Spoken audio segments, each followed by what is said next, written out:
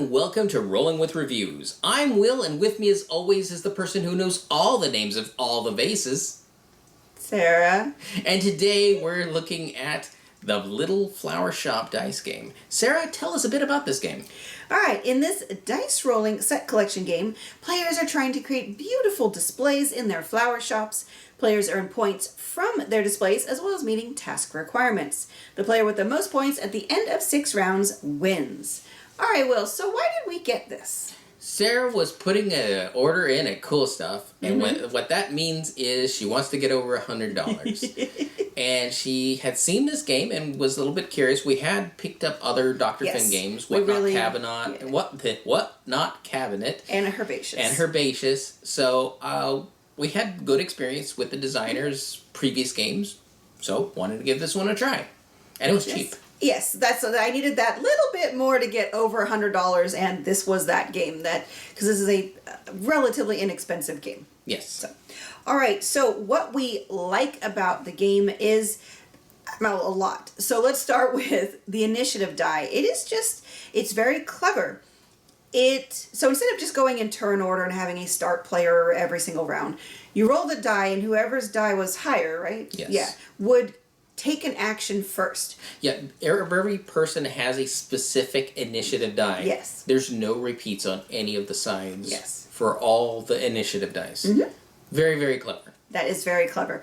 And so you can continue to roll it, or there's an opportunity because you always have to lock 1 or 2 dice, which is another thing we really like is that choice of just, okay, I've got to lock at least 1, but I could lock 2, but I could also spend money to lock more, or I could spend money not to lock.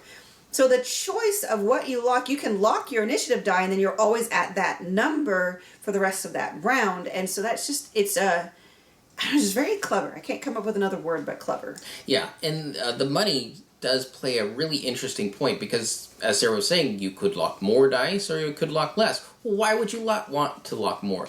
Well, you want to be the first at the tokens. Mm-hmm. And these are the bouquets that you're trying to form. You want that one that gives you the most points. However, if you're the first to lock all your dice in, you get paid the least. Yes. So that's another weird give and take. And the money is, of course, what you use to manipulate all these dice. Right. So there's times where it's like, yes, you really want to make sure you get that tile, especially if you can see that your opponents are going for the same, at least flowers. You're like, oh, they haven't locked their vase in yet, so they could still go for it. But if I go first, I'm getting like $1. And $1 doesn't let you do much. But if you wait a little bit, then maybe you can get $3 or more. We've only played 2 players, so I think it's just $1 and $3 for 2 player. Yes, 1 and 3 for the salary. Of course, if, say, I see Sarah, well, she locked in her vase, and I'm not going for that bouquet. Mm-hmm. I'm going to stretch it out.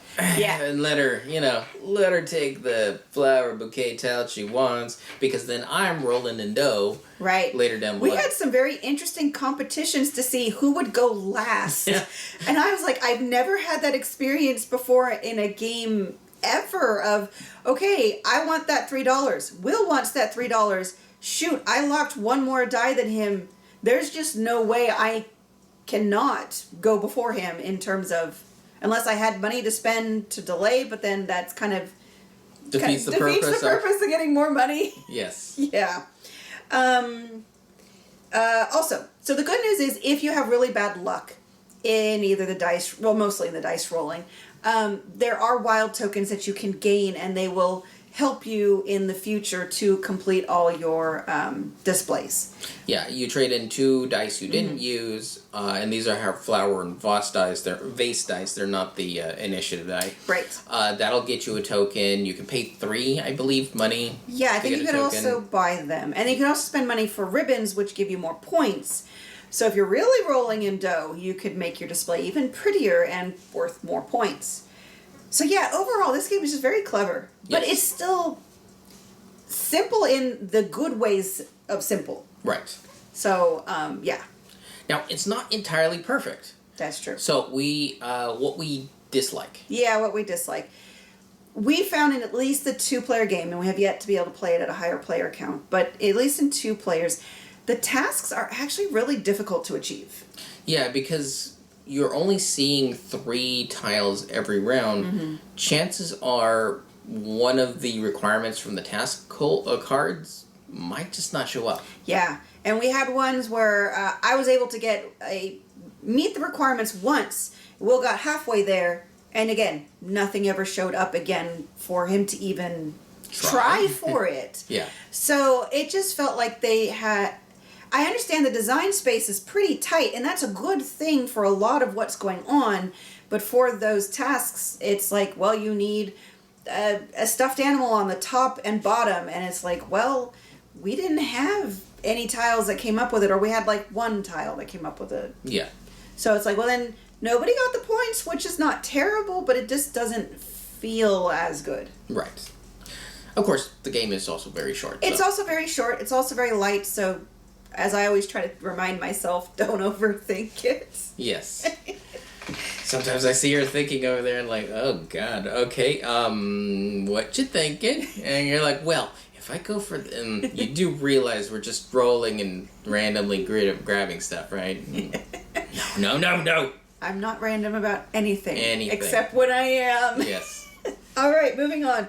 Who this is for? This is definitely a family weight and light gaming experience. Yeah.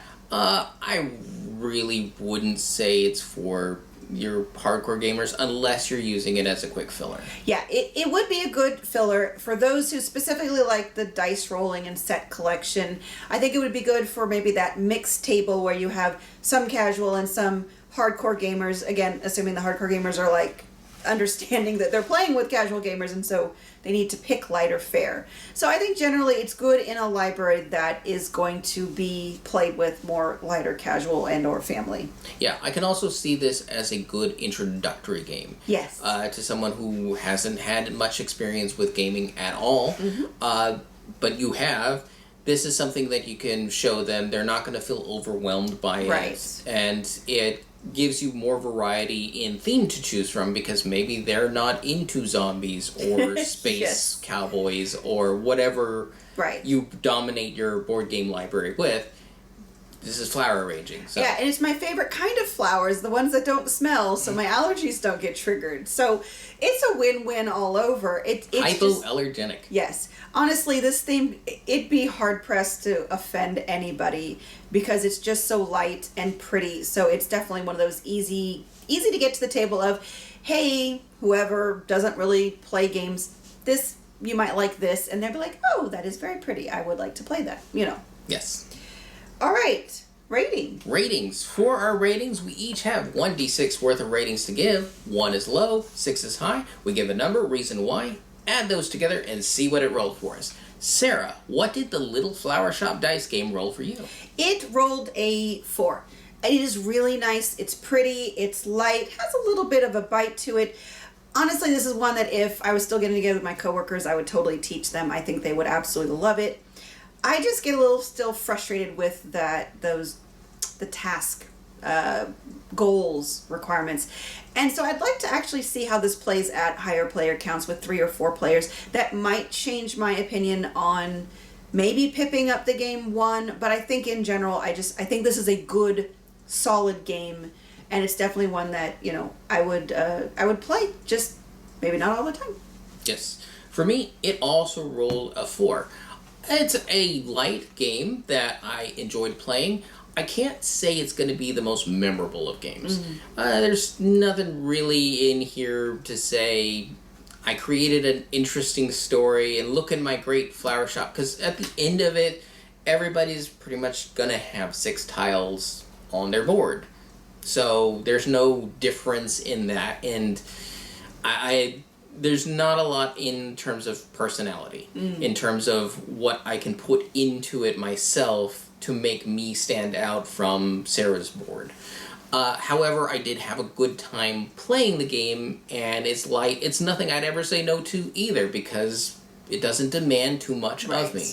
So it's good experience, and just not one that I would say really requires you to go out of your way to get. I mean, if you find a good price for it, pick it up if you have the need for it. I don't think most people will necessarily have all the needs that we do for our Game Library. Yes. But I will have to say, we're keeping it Yes. because I think, like I said, I think this is a game that when we start getting together with friends again, I would love to teach this to people. Yes. So it's a good game. Yes, it has a good function for our collection. Mm-hmm. So 8 out of 12 ain't too shabby for something that is fairly inexpensive. Yes. And has really cute little dice. Yes. Actually, we didn't mention how nice the dice are. Yes, the dice are really nice. And again, I really appreciate the graphic design being very clean and crisp. It's very good. All right. Well, that will do it for us. And Sarah, what question do you have for me about flowers? Do you have a favorite flower? I'd probably go with a rose.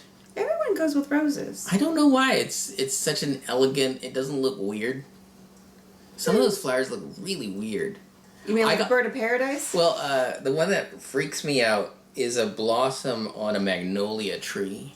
Oh. And the weird thing is, after it's cut and you put it in your house, it will still open and close at different times of the day.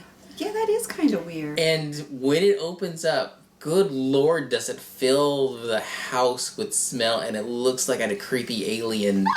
It's horrifying. It's a good thing for Will that I don't like real flowers because of my allergies. Well, that put me off of flowers, so yeah, I'm gonna go with rose because they're safe. Safe, okay. And sometimes they're shaped like chocolate and made out of chocolate, and then you can eat them. Those are the best roses, actually. Chocolate roses? Yes. Mm-hmm. Yes. Well, there you go.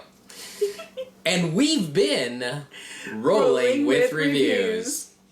And remember, if you have any questions, comments, or concerns, you can reach out to us on the various social media platforms at Rolling with Two, that's TWO. We are on Twitter, Facebook, and Instagram. And on YouTube, please like and subscribe.